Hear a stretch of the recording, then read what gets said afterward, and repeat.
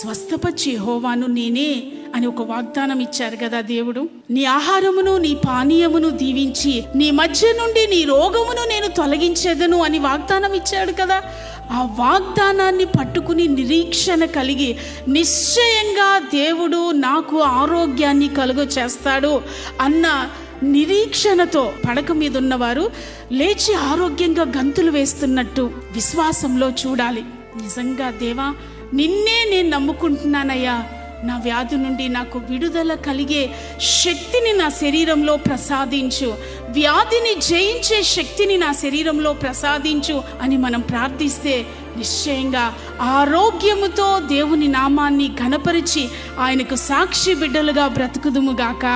మన శరీరంలో కూడా రోగాన్ని జయించే ఓ శక్తిని పొందుకోగలం. Praise the Lord. వాగ్దానాల్లో అంతటి శక్తి దాగి ఉంది దేవుని బిడ్డలారా.